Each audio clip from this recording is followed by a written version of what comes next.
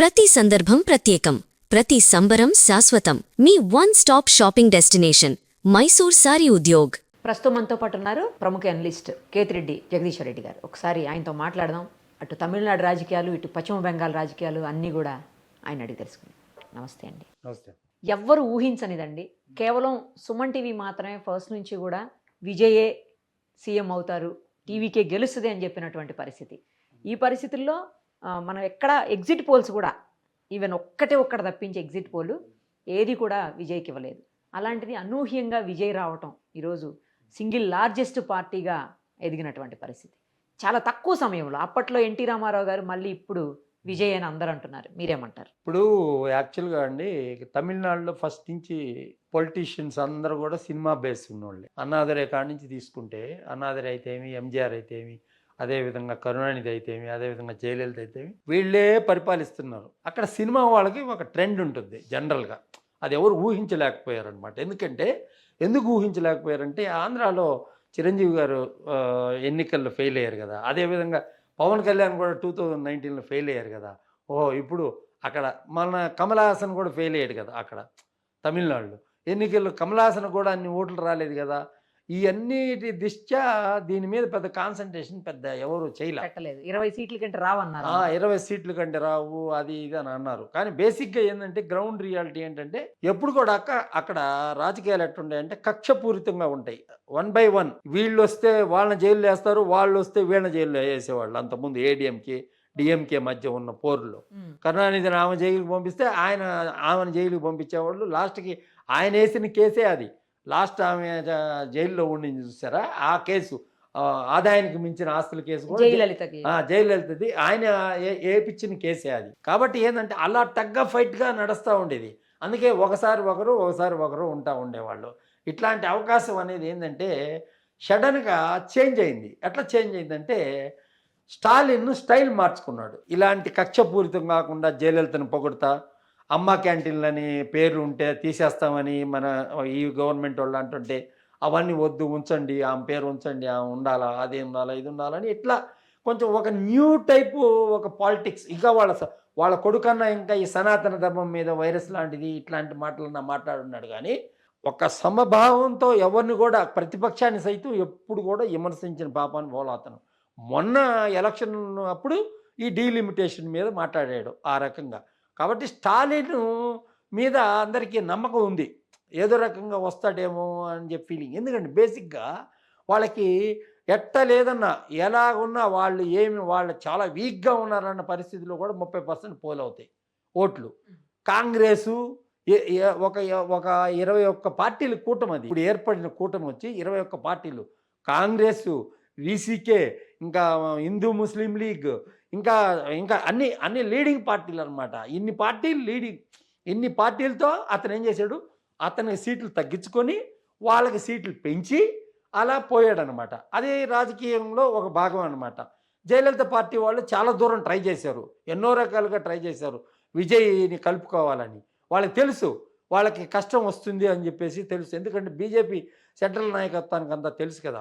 కాబట్టి ఏంటంటే అతను కలుపుకోవాలని చెప్పి ఆ సినిమా రాద్ధాంతం అయితేమి, సెన్సార్ రాద్ధాంతం అయితేమి, ఇట్లాంటి అంతా చేసినా కూడా అతను లొంగల అనమాట. నేను ఒంటరిగా వస్తాను, సింగం ఒంటరిగా వస్తుందని ఇక్కడ ఆంధ్రాలో కూడా చెప్తా ఉండేవాళ్ళు కదా అంతకుముందు. అదే విధమైన స్లోగన్ అక్కడ ఇచ్చాడనమాట. ఇచ్చి అక్కడ వచ్చాడు సొంతంగా. కానీ క్యాంపెయిన్ కూడా పెద్ద చేయలేదండి గారు. ఎక్కడ కూడా తిరగలే అతను. ఓన్లీ నేషనల్ హైవేస్ ఉండే ఏరియాల్లోనే తిరిగాడు. వాటిల్లో తిరిగినా ఇంత అవేర్నెస్ అనేది, ఇంత అనేది ఏ జన్మలో చేసిన పుణ్యమో.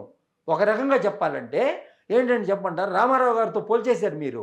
రామారావు గారు చాలా కష్టపడేవాళ్ళు, రోడ్డు పక్కన స్నానం చేసి. ఆ రోజుల్లో మీడియా ఇంత లేదు. ఈ రోజుల్లో సోషల్ మీడియా వెరీ ఎమోషనల్గా ఉంది. ఇంత మీడియా ఉన్న పరిస్థితుల్లో ఆ రోజు ఈనాడు పేపరే ఒకటే దిక్కు.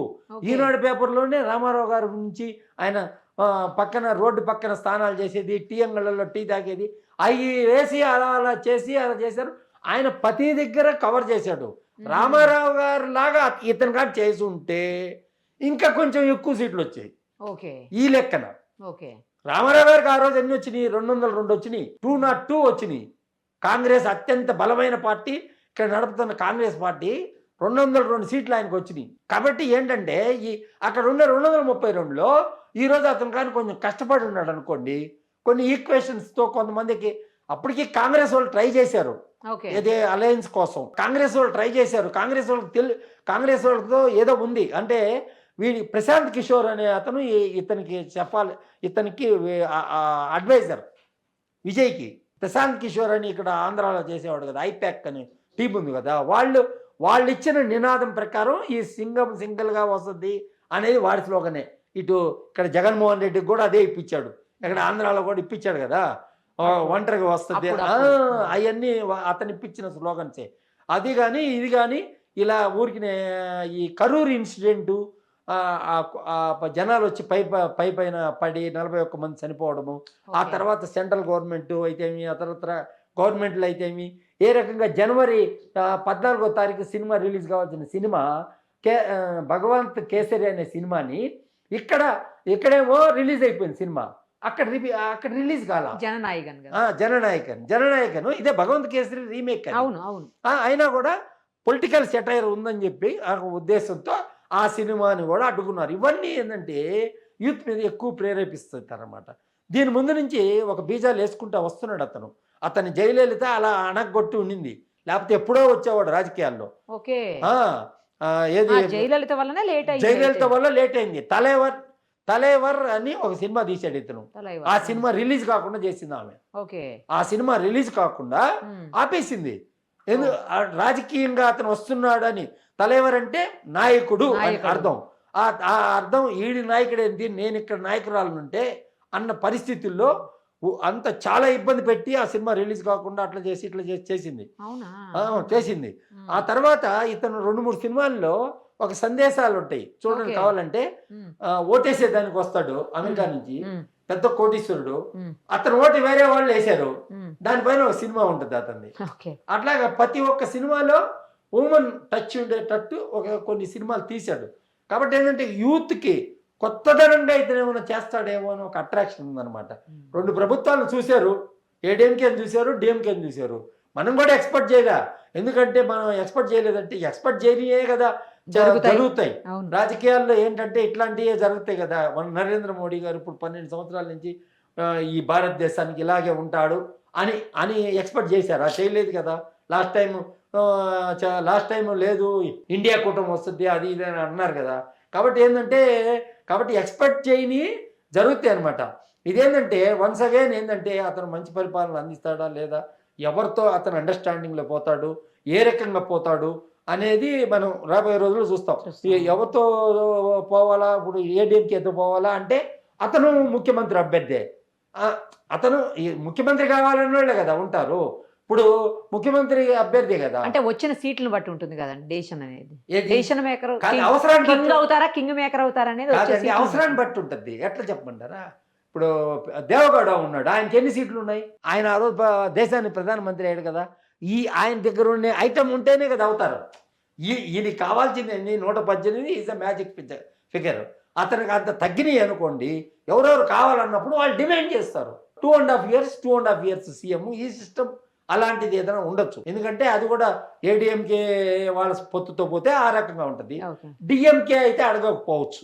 ఎందుకు అడగకపోవచ్చు అంటే వాళ్ళకి ఏముంది, నిన్నటి దాకా మనం చేశారు, చేయని అతన్ని మేము బయట నుంచి సపోర్ట్ ఇస్తూ ఉంటాం అంటే గవర్నమెంట్ చేస్తేనే కదండి అతను చేసే తప్పులన్నీ ఎక్స్పోజ్ చేసేదానికి వీలు ఉంటుంది. అతను చేయలేదనుకోండి, అతనికి ఏ రకంగా చేయలేదనుకోండి, ఏమి ప్రతిపక్షం చెప్పలేదు కదా, ఏ మ్యాటర్ కూడా చెప్పలేదు కదా బయటికి. ఇప్పుడు అందుకోసం అతనికి ఒక అవకాశం ఇవ్వాలి తప్పకుండా, ఎవరైనా ఇవ్వాలి, ముందుకొచ్చి ఇవ్వాలి. అదే ప్రజాస్వామ్యంలో ఉన్న ఒక మెరుగైన అంశంగా చెప్పవచ్చు. ఎందుకంటే తప్పకుండా అతనికి అవకాశం ఇచ్చి తీరాలన్నమాట. అది ఎవరు ఇవ్వాలా, స్టాలిన్ ఇవ్వచ్చు, స్టాలిన్ స్వాగతించవచ్చు, స్టాలిన్ ఇవ్వచ్చు, ఏడీఎంకే ఇవ్వచ్చు. రూల్స్ పెట్టి కండిషన్లు పెట్టి ఇస్తే ఏం లాభం. ఒక ప్రజానాయకుడిగా అతను క్యాంపెయిన్ చేయలేని పరిస్థితుల్లో అతను ఆ రకంగా ఏ రకంగా కూడా ఆటో వాళ్ళకి అంతా ఇచ్చిన సీట్లు ఎవరెవరికి ఇచ్చారంట, రామారావు గారు ఇచ్చారు కదా అప్పుడు, బస్ కండక్టర్లకి, ఆటో డ్రైవర్లకి, వాళ్ళందరికి ఇచ్చాడు అతను సీట్లు. అతని డ్రైవర్ వాళ్ళ కొడుకు కూడా ఇచ్చాడు, డ్రైవర్ కొడుకు కూడా ఇచ్చాడు. అట్లా కొత్త వాళ్ళందరికీ ఒక ప్రాతినిధ్యం, ఒక న్యూ జనరేషన్, ఒక అట్రాక్షను. ఒక కొత్త వాళ్ళు వచ్చినప్పుడు ఏమవుతుందంటే చెప్పమంటారా, ఇప్పుడు సమాజం బట్టిపోతుంటారు. పాతోళ్ళు ఉన్నారనుకోండి, అవినీతి ఇన్ని మరకలన్నీ ఉంటాయి. ఇక్కడ ఎవడో ₹1 ఖర్చు పెట్టి ఎలక్షన్‌లో రాలా. ఏ ఒక్కడు ₹1 ఖర్చు పెట్టలా. ఊరకనే విజయ్ బొమ్మ, విజయ్ అని సోషల్ మీడియా ఆయన చరిష్మాతో సోషల్ మీడియాలో తిప్పారు. ఆ తిప్పడం అడ్వాంటేజ్ అయిపోయింది. ఈరోజు తమిళనాడు రాజకీయాల్లో ఒక నూతన అధ్యాయం అనే చెప్పవచ్చు. ఇప్పుడు ఆంధ్రప్రదేశ్ రామారావు అంత గొప్ప అని మనం చెప్పేదానికి లేదంటే అంత ఆయన 6 నెలలకే రాష్ట్రం అంతా పర్యటించి ముఖ్యమంత్రి అయ్యాడు ఆయన. ఈయన చాలా రోజుల నుంచి అదే పని మీద ఉన్నాడు. కాకపోతే కొన్ని అడ్డంకులు తగులుతా ఉన్నాయి. దానివల్ల కొంచెం పార్టీ పెట్టింది అయితే మొన్న మధ్యనే కదండి, 1.5 year అయింది కదా.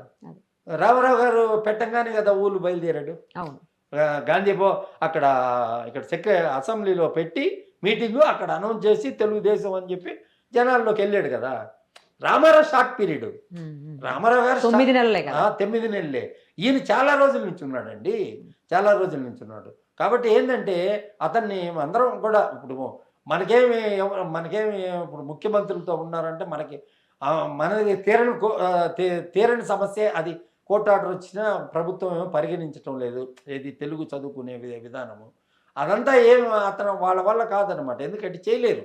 ఒకరు పెట్టిన చట్టాన్ని ఒకరు చేస్తే తమిళకి వ్యతిరేకంగా తమిళ భావం అనేది ఎక్కువ ఉంటుంది వాళ్ళ దగ్గర. కాబట్టి ఏంటంటే కొత్తగా వచ్చిన వాళ్ళు ఏదో చేసేస్తారు. అది కంటే ఏదో కాంబినేషన్ బాగుంటుంది. కుర్రోడు బాగానే ఉంటాడు. ఎందుకంటే మాకు ఇప్పుడు అతను మధ్యలోనే చదువు మానేసి ఆర్టిస్ట్ అయ్యాడు. వాళ్ళ ఇల్లు షూటింగ్లకి వాటికి ఎంత ఇచ్చేవాళ్ళు. ఏది అప్పుడు చిన్న వయసు నుంచే మాకు తెలిసిన కుర్రోడు అండి. లైలా కాలేజ్ అని ఒక కాలేజీలో చదువుకున్నాడు. బీఎస్సీ చదువుతా డిస్కంటిన్యూ చేసి ఫస్ట్లో ఒక సినిమాలో యాక్ట్ చేసి వాళ్ళ నాన్న సినిమా డైరెక్టరు, పెద్ద డైరెక్టర్. వాళ్ళ నాన్న పెద్ద డైరెక్టరు. చట్టంతో పోరాటం అని ఒక సినిమా తీసి చంద్రశేఖర్ ఎస్ఐ చంద్రశేఖర్ చాలా మంచి సినిమాలు తీసుకున్నాడు. ఏది అదేదో ఇంకోటి చిరంజీవితో 3-4 సినిమాలు తీసుకున్నాడు. హిందీలో ఒక సినిమా తీసుకున్నాడు. కొంచెం మంచి డైరెక్టర్. వాళ్ళ అమ్మ మంచి శోభ, వాళ్ళ అమ్మ పేరు మంచి కన్నడ బ్రాహ్మిన్స్. ఆమె బాగా రాస్తుంది, ఆమె రచయిత్రి. అలాగే వాళ్ళిద్దరు లవ్ చేసుకున్నారు. వాళ్ళ నాన్న క్రిస్టియన్, వాళ్ళ అమ్మ బ్రాహ్మిన్స్ అన్నమాట. అంటే మంచి ఫ్యామిలీయే, బాగా పెరిగాడు. తర్వాత ఏదో వాళ్ళ సిస్టర్ ఏదో చనిపోయినప్పుడు కొంచెం డిస్ప్యూట్ ఉంది వాళ్ళకి వాళ్ళ నాన్నకి. ఈ విజయ్కి వాళ్ళ నాన్నకి. వాళ్ళ సిస్టర్ చిన్న అమ్మాయిగా ఉన్నప్పుడు చనిపోయింది. నిర్లక్ష్యం వల్ల చనిపోయిందని విజయ్ కొంచెం ఎక్స్పోజ్ అయ్యాడు. దానివల్ల కొంచెం అదొకటి ఉంది అతనికి బాధ. అప్పుడు ఉంది.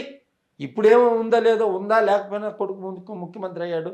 అందుకే ఇప్పుడు మనం చూసాం కదా, దేవస్థానం గుళ్ళకి వెళ్ళాడు, అది వెళ్ళాడు, ఇది వెళ్ళాడు అని చూపిస్తున్నారు కదా. అదే అన్నమాట.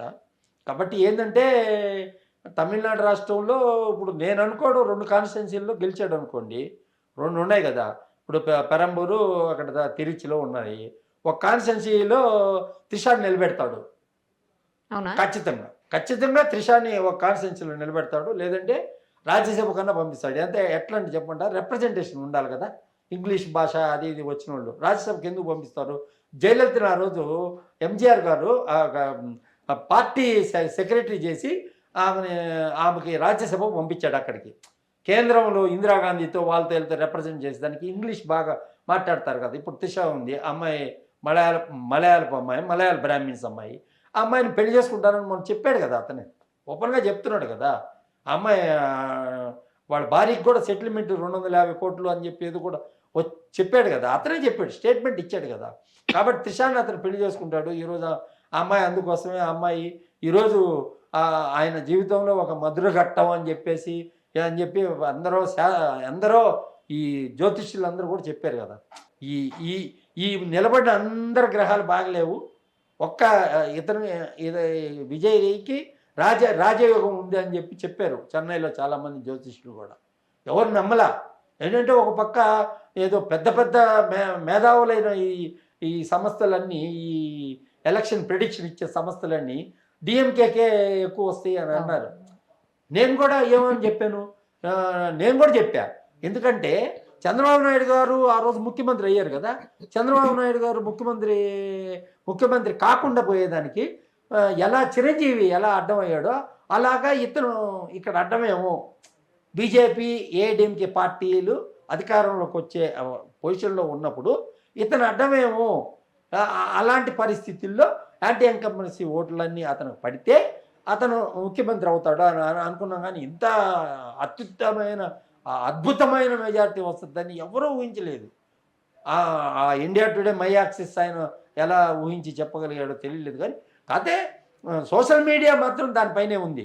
24 గంటలు ఎవరి దగ్గర పెట్టినా విజయ్ విజయ్ విజయ్ కుర్రాడు.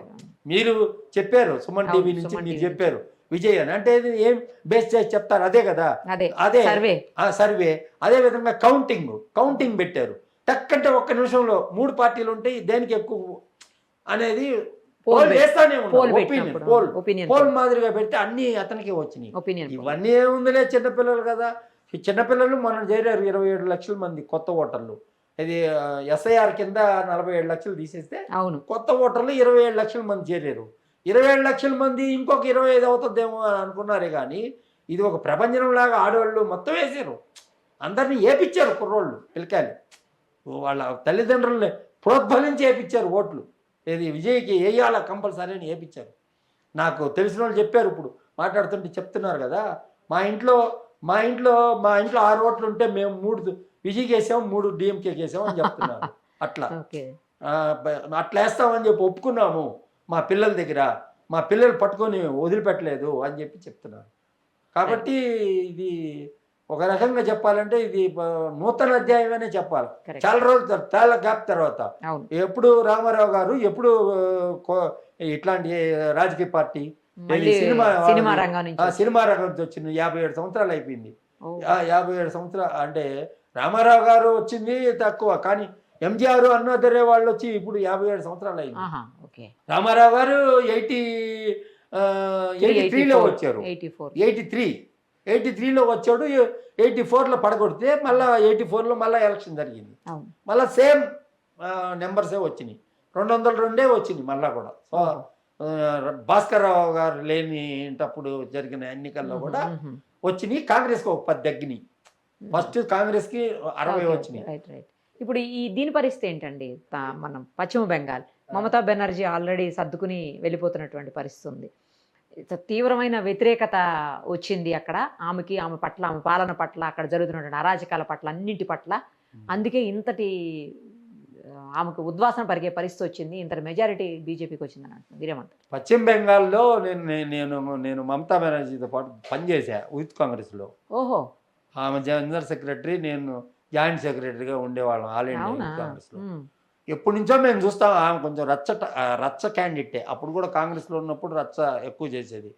91లో ఫస్ట్ టైం ఎంపీ అయింది, రాజీవ్ గాంధీ చచ్చిపోయినప్పుడు. పివి నరసింహారావు క్యాబినెట్లో మంత్రి, యూత్ సర్వీసెస్ మినిస్టర్ ఉంది.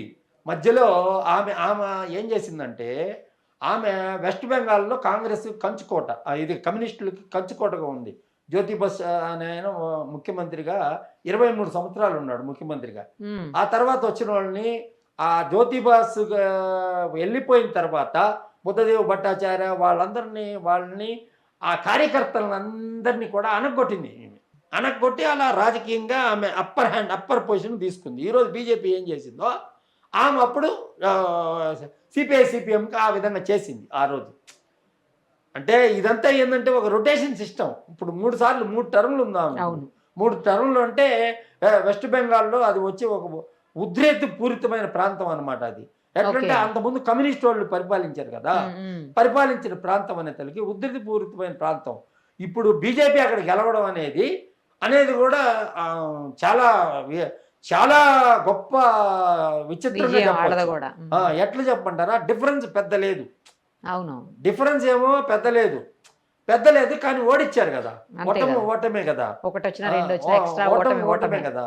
కాబట్టి ఏంటంటే ఆమె నాకు తెలిసి ఇంకా ఆడేం చేస్తుంది అపోజిషన్ లీడర్గా, ఆమె ఏదైనా రాజ్యసభకు గీసభకు నామినేట్ చేసుకొని ఇట్టొచ్చి కేంద్రం మీద ధ్వజమెత్తేదానికి కావాల్సిన అంశం కొన్ని ఏర్పడితే కదా, అక్కడ కదా అణగొట్టాలి. వాళ్ళిద్దరు తిరిగారు కదా అక్కడ, నరేంద్ర మోడీ గారు, అమిత్ షా. అక్కడ బెంగాల్ ఎట్లయినా ఎట్టి పరిస్థితులు రావాలనుకున్నారే కానీ ఇట్లా ఇప్పుడు అక్కడ తమిళనాడులో నిలబడ్డారు, 2 సీట్లలో కూడా గెలవాలి.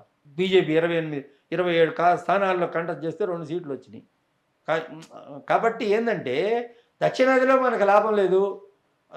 పెద్ద రాష్ట్రం కదా, 294 కాన్స్టిట్యున్సీలు ఉండే రాష్ట్రం అదే కదా.